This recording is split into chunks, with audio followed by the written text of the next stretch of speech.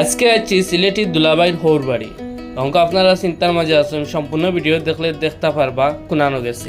আসসালামু আলাইকুম এভরিওয়ান, আপনারা ফাহিম শেখ আবারও ছোট একটা ভিডিও লইয়া আইলাম। সম্পূর্ণ ভিডিওটা দেখলে আপনারা বুঝতে পারবা আমি কই গেছি আর দুলাবাইর হৌর বাড়ি কোনানো। আপনারা দেখলে সম্পূর্ণ ভিডিও দেখলে আপনারা দেখতে পারবা অত সুন্দর একটা জায়গা আপনারা লইয়া যাইমু।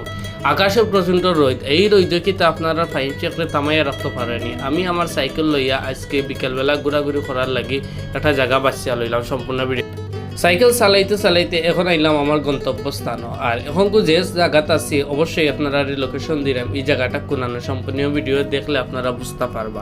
এখন আমি আছি বাংলাদেশের প্রধানমন্ত্রী তারেক রহমানের হৌর বাড়ি।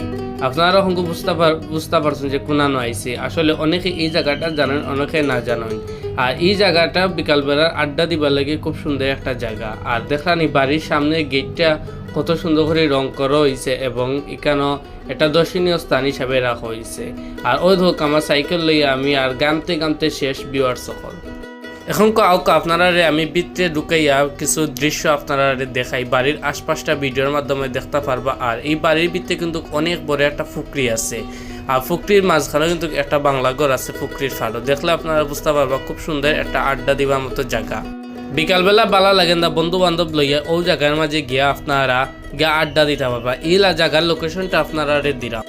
লোকেশন একটু ফরে দিই। এখন আপনারা দেখে লকা ফুকরি ফার আর ওই দোকা মেইন গড়টা। আর ফুকরি ফারর যে এটা ফুকরি খোয়া হয় না, অনেক বড় দিঘি আর ফুকরি কিন্তু বেশ কম আছে বিওয়ার সকল। আর গাছপালা সবুজ প্রকৃতি ঘেরা একটা স্থান।